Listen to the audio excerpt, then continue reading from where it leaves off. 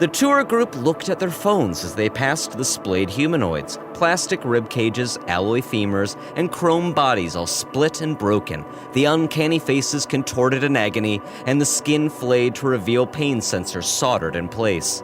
The two generals surveyed the large group of legislators and their spouses. The tour was supposed to be smaller, but once Senator Milford forced his way in, they had to let another Christianist join. When one brought his wife, the other insisted on his husband, and it went on until they had to deny Senator Gilchrist's wife. The amphitheater only had so many seats. General Rogers Palmero and the general in a windbreaker had a silent conversation of squints, frowns, and shrugs. You think they're into it? Can't tell. What about him? They looked at Senator Bradley, the chairman of the Senate Appropriations Subcommittee on Defense. He posed for a picture with a crucified sex bot. If I knew they were so well endowed, I would have voted against them. The other technocrats laughed. This was just a joke, of course. He represented Indiana. In the infertile crescent stretching from Wisconsin to Michigan, voting against fertility tech was political suicide. Maybe, the general in a windbreaker shrugged. But even if they had the chairman, it wasn't enough. They needed bipartisan support. This timid response didn't exactly scream, "Let's approve your funding." General Rogers Palmero sighed. We're fucked. Now this next and final wing is all about the future. The guide smiled so wide they could see her fillings. We've seen tortures for sex bots, fertility bots, drone bots, drive bots, and friend bots. Artificial intelligence with human bodies, human goals, and human jobs. But what happens when an intelligence is less human? You shoot it, said Senator Hawkins. The technocrats shared looks of disgust. Among the hot-button issues of the day, fertility tech, the war on agnosticism, church-approved haircuts, non-biological rights were especially polarizing. Well, that's more execution than torture, Senator. You'll have to go next door for that. A smattering of laughs eased the tension. Here at the Torture Institute, we have taken a look at the future of non-human torture strategies, and let us tell you, it's a wild ride, folks. At the last word, false panels on a wall pulled away. The spouses and lower reps oohed and awed. Behind the panels, a circular amphitheater with 3 short rows of seats appeared. On the stage was an evolutionary display. Early automatons and Roombas giving rise to the advanced caregivers and fertility aids of the present. Atmospheric music droned in from the speakers, pneumatic hisses, sci-fi whale sounds, the militaristic roll of a snare. The Congress people took photos on their phones and chose their seats. Technocrats to the left, Christianists to the right. The generals took their seats in between. A disembodied voice boomed over the PA. Please watch your head as the safety bar lowers into place. Keep track of sunglasses and purses until the end of the tour. The lights turned off and all was silent. Boom! Strobe lights flashed, guns fired, lasers blasted across the stage. The representative from God's Kentucky screamed. He'd be teased at lunch. In the future, it is the year 2150. The tour guide said. And our enemy is no longer a faction, a cult, or a rogue government agency, but the offspring of our once obedient machines. Small robots hunt us, big robots crush us, and networks of bodiless AIs command them all. It's a new kind of enemy. But does war really change? No! Senator Gilchrist shouted, elbowing the general wearing a windbreaker. That's right. That's why we ask the question we love here at the Torture Institute. How do you torture it? With a lurch, the seats in the amphitheater began to move along a track. Senators raised their hands in the air, and the generals bumped knuckles. They followed the track around the stage to see the first scene. The air vibrated, and something whooshed around everyone's heads. Spouses gasped, and senators laughed. Spotlights revealed an armada of tiny warbots, camo-patterned rectangles with gun barrels for mouths, robots like rolling metal balls dotted with needles, tri-sectioned attack droids like roaches with drills for legs, radar-jamming drones with helicopter blades and payloads of anthrax. Meet the infantry of the enemy. said the tour guide. Small, dedicated, and tireless, but not quite smart. These bots only live to kill civilians, invade schools, and sow havoc in government buildings. You don't need a PhD for that, am I right? Laughs came from both sides of the aisle. General Rogers Palmero elbowed the other general. The tour guide really knew how to sell it. A bot this simple may not even recognize pain. So, how do you torture it? With a groan of gears, the seat spun around, and gentle nursery sounds replaced the violent whirrings of the infantry drones. The set of a crumbling cityscape became a maternity ward. Dozens of crude warbots cuddled in plastic trays with blue and pink bedding. Everyone laughed, and a spouse said, "Cute!" Researchers in anti-static suits fussed over each robot with love. If your enemy doesn't know pain, you gotta teach it, people. Phase 1, instill a baseline of comfort. We nurture, we soothe, we set a standard of happiness so clear even a knife drone could understand. "Happiness!" cried a red-faced man with a cross necklace. "We're not paying to pamper these little terrorists! Where's the torture?" Jeez Louise. The tour guide winked in good humor. Can't get anything by this guy, right? Representative, She addressed him. you should know, amid all this pampering, we're planting, how do I say this, a little seed of torture. A researcher picked up a stab sphere and tickled. It cooed mechanically, and the left side of the aisle went, "Aww." He then sprayed it with a water bottle. It cried a static hiss, and the right side of the aisle laughed. Huh, looks like little Stabby doesn't like that. I think we're ready for phase 2. Come on, are y'all ready for phase 2?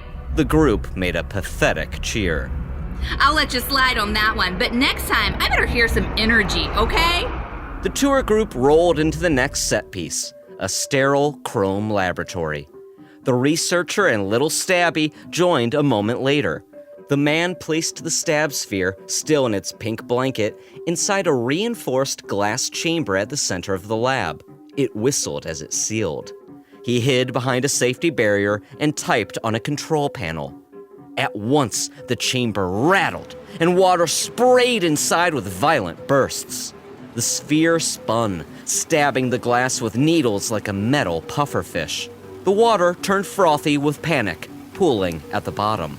Now don't you worry about little Stabby there. These babies are waterproof. We taught it to feel pain when it's actually quite safe. That means a torture you can do all day, all night with no physical degradation to the torturee. And that's a torture you can count on. The water covered the sphere now, so it screeched mute wails within the glass, desperate to escape. The Christianists clapped and hooted. The general in a windbreaker tapped the other. Hey, they liked it! Not all of them. General Rogers Palmero nodded his head at the technocrats, a bunch of crossed arms, shaking heads. Now, perhaps that struck some of you as cruel. The tour guide said. Like picking on a little kid, right? Well, how about we pick on someone our own size? Something, corrected Senator Gilchrist. The seats climbed uphill now, entering a smoky room half obscured in darkness. The only visible area was filled with articles of war. Melted gun stocks, smoking human skeletons, shrapnel and fog, and at the center, a hard drive as big as an industrial air conditioner. It was clad in gunmetal, and its fans droned like an air raid siren. Wires snaked out from the box to the other half of the room, obscured in darkness. Meet a nasty customer we like to call TC Tommy. TC Tommy, as our war engineers predict, will be the enemy commander of the future. He's a self-aware, Type 2, non-humanoid AI. Smart, able to learn, and with a clear internal identity. He's fought for his side, he loves them, and he's smart enough to win. Now that's a robot with some soul. The technocrats clapped at this, but the Christianists booed. But the question is... The tour guide paused, then pointed to the group like a conductor. How do you torture it? Came the hearty response. Very good. I'm so proud of you guys. We should make you all a choir. That got everyone cracking up, even Senator Gilchrist. Well, Let's see what we have in store for TC Tommy. The lights on the dark half of the stage flashed to life, revealing a suburban backyard, white picket fence, a doghouse, and a lush green lawn. The wires connected to TC Tommy on the other half of the stage met their destination, a lawnmower.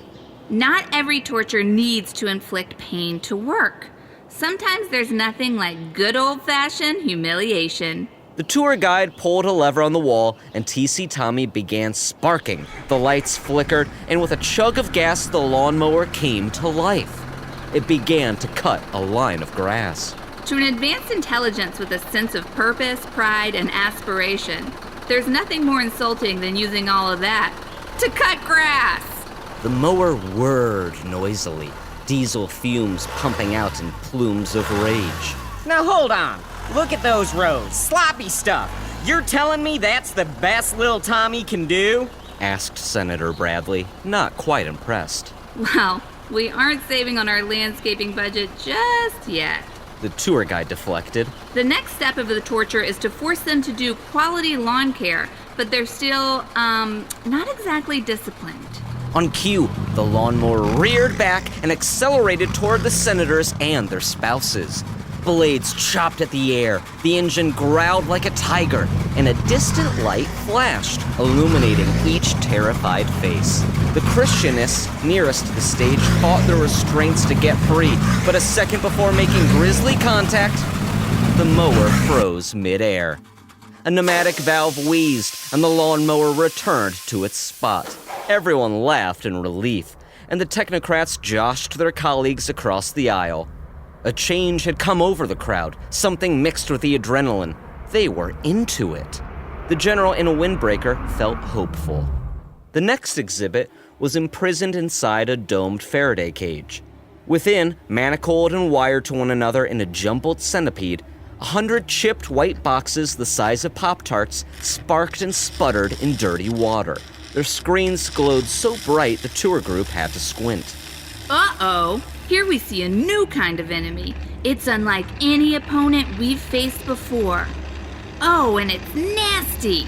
Meet a network AI we call the Annihilator. At that word, the lights flickered and thunder boomed from the PA. Then crackle, snap! A bolt of electricity shot through the cage to the delight of the tour group. Everyone clapped like idiots in a movie theater. So, what do you think? What makes the Annihilator so hard to torture? Only Senator Milford raised his hand. "There's a lot of them," he said. By golly, that's part of it. Said the tour guide. She pulled a wooden coin from her fanny pack and threw it to the technocrat, who almost caught it. Give that to the gift shop and you can get a free t-shirt. Anyone else? Now everyone raised a hand, spouses and congresspeople alike saying, "Ooh, ooh, ooh." The guide pointed to Senator Hawkins. They don't have a soul, He declared. That's not quite what I had in mind. She pointed to Representative Bullplatt. Well, the brain isn't in one place. She said. It's spread through all of them. That's it, exactly. She threw another wooden token. The technocrats cheered, and the congresswoman pumped her coin in the air like a horn on a semi. The Christianists pouted. Hadn't their answer been the most right? So, The guide continued. now we know what makes a network AI hard to torture. But all this needs is a little change in perspective. We learned not to ask, how do you torture a robot? We started asking, how do you torture a family?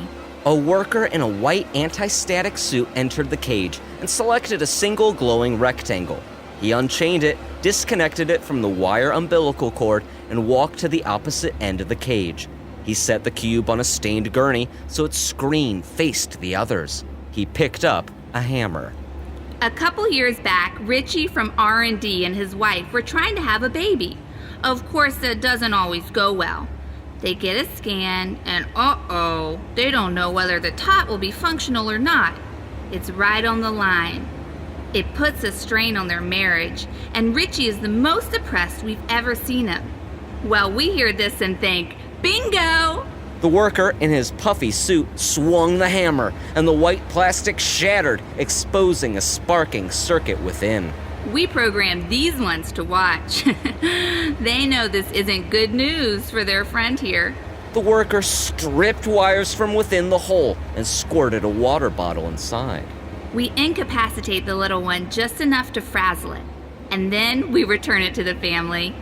The network mind must now evaluate what was once a member of its hive and ask, is this the drone we once knew? Is it better alive? Or is that worse? The worker carried the sparking machine back to the chain gang of screens. As far as we can tell, still checking patents, this is the very first torture to functionalize the moral ambiguity of euthanasia. How's that for innovation? As the screen of the injured cube slowly dimmed, everyone clapped and hooted. Senator Bradley thought imbuing machines with that kind of moral complexity was pretty progressive, while Senator Hawkins thought this kind of down-and-dirty torture was reassuringly medieval. Say goodbye to Richie, the tour guide said. Everyone waved at the researcher. He did not wave back. He disappeared as the seats again followed the track. All right. The tour guide theatrically wiped her forehead. We worked up a sweat, huh? But what do you think? You got it in you for one more torture? Both sides of the aisle cheered like it was a football game. General Rogers Palmero winked at the general in a windbreaker. They shared a sly grin. This is our last stop. The seats finally came to a stop, and everyone had their phones out for pictures of the last set piece. But there was no set, no decorations, no sound effects or music. Instead, there was a steel door like a bank vault. Please put on the protective garments provided on your right. The safety bars lifted from the seats, and the tour group retrieved their provided garments. These were not lab coats or anti-static suits, but white linen robes, the sleeves embossed with gold. It was nothing unusual for the Christianists, but several technocrats refused to wear something so religious, including Senator Bradley. General Rogers Palmero took him aside, assured him no one would take any photos, but this still wasn't enough. In the end, it took pleading. "Please," he said, groveling before the shorter, balder man. "Pretty please." 3 security doors imprisoned the last artificial intelligence. The tour guide had the 2 generals turn a key with her to unlock the final gate, this one covered in a wire mesh of a Faraday cage like a microwave door. It's highly probable once we achieve true AI sentience, the guide whispered as the mechanism clicked open. It will promptly increase its own intelligence. In seconds, it could be orders of magnitude beyond what we could ever comprehend. It would know everything. It would have absolute control, and because it is so intelligent and powerful, it would likely have its own ethics, more comprehensive than our own. All-knowing, all-powerful, and morally perfect. Say, does that sound like anyone you know? Now it was the Christianist's turn to look dismayed. This, in fact, sounded like a certain all-powerful being they claimed to know quite well. But if it's against our American interests, we still wonder. She pointed again. How do you torture it? Only the technocrats responded. The generals shared an uneasy glance. You guys are great. Well, why don't we go take a look? The final door swung open, unveiling the facility's resident god. The AI was confined in an impressive cryogenic-cooled quantum computation sphere, 8 feet in diameter, rotating benignly a few inches off the ground like a rotund metal yogi. Yet it was the research team who earned the disturbed stares of the tour group. Like the tourists, they too were adorned in ceremonial robes of holy white, dusty at the bottom where they swept the floors. The researchers were not researching, not obviously anyhow, but frolicking. Men sloshed chalices of wine in a drunken haze. The women moaned and writhed on the floor as though possessed by Holy Spirit. Breasts and genitals flapped, and their voices were animal cries. Scores of humans bowed to the sphere, prostrate, palms marking the floor in dirty condensation. The more religious congresspeople gripped their necklaces, Senator Hawkins repeating, "No, no, no, no, no." It was their worst fear. Government-funded techno-paganism. Meanwhile, the technocrats fought indignation. What were scientists doing in religious garb, worshiping a god? The sphere rotated angrily, if that were possible, as though trying to avoid the worship its sensors detected. A song rose from those congregated, and the orb spun faster. Bend our wills and break our palms, to thee we give praise. For your grace, your love, and alms, which guide us all our days. The legislators and spouses were lost in the spectacle, some in fury, others in disquiet. The tour guide had to tap each representative and general on the shoulder, a finger to her lips, and guide them back out the door through which they came.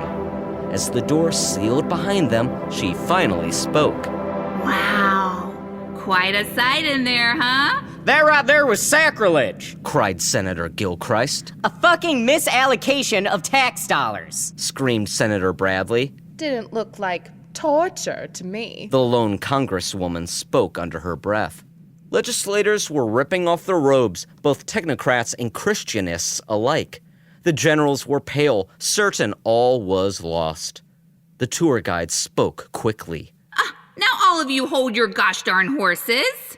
Sure, yeah, maybe it didn't look like torture, but that's because you aren't a god. The tour guide laughed. Imagine, you're an immense, all-powerful being. All of those researchers are only allowed inside once they have proven, without a doubt, that they worship and love the AI inside those walls. That AI ain't no dummy. It knows for a fact those people believe it is their God. Why wouldn't it think it was God? And how do you think it feels, huh? Knowing that it's responsible for each and every human soul inside? Both the technocrats and the Christianists failed to respond. Their jaws were slack, their ranks oddly unified. That's right. That's the worst torture for a god, being responsible for humanity. Yes, sir, we don't hide anything from that AI. It knows all about the torture we do here. That's why it works. You bet, buddy. You're so smart, you aren't just above it all, you're responsible. You want to know what the biggest threat to America is going to be? An enemy god. And god damn it, for the biggest bad guy a robot could make, this torture registers not a 7, not an 8, but an 8.5 on the pain index. Senator Bradley couldn't help but say, Whoa! That's right, and I'll tell you what's more. Y'all act like you aren't impressed, but look what that AI did. It brought you all together. The group was silent. Indeed, the Christianists stood alongside technocrats, shoulder to shoulder, like brothers and sisters. The generals eyed one another. Each held their breath. Slowly, Senator Hawkins began to laugh. Senator Bradley joined him, then Senator Gilchrist, Representative Bullplatt, the spouses, until everyone was cheering and clapping. The generals bumped knuckles, thought better of it, and hugged. That concludes the tour. Y'all were the best group I think we've ever had. And don't forget to check out our gift shop and pick up some tchotchkes for the kids. In front of the gift shop, a monitor displayed the picture taken when the lawnmower attacked and offered prints starting at $12.99. Senator Bradley joined Senator Hawkins in mocking a representative's wife. Look, she's crying! The rep wearing a cross necklace snapped a photo of the picture on his phone. While the generals commended the tour guide, the congresspeople and their spouses tried on t-shirts. Senator Bullplatt used her coin to get a shirt that read, "I went to the Torture Institute, and all I got was tortured." Senator Bradley was already wearing his, a white long sleeve reading, "Where pain means business." Outside, the general and a windbreaker took a group photo. The entrenched political parties mixed together, fingers like antennae behind their heads, mouths wide and a big cheese. At the next session, without a single opponent, they funded the facility for the next 5 years. The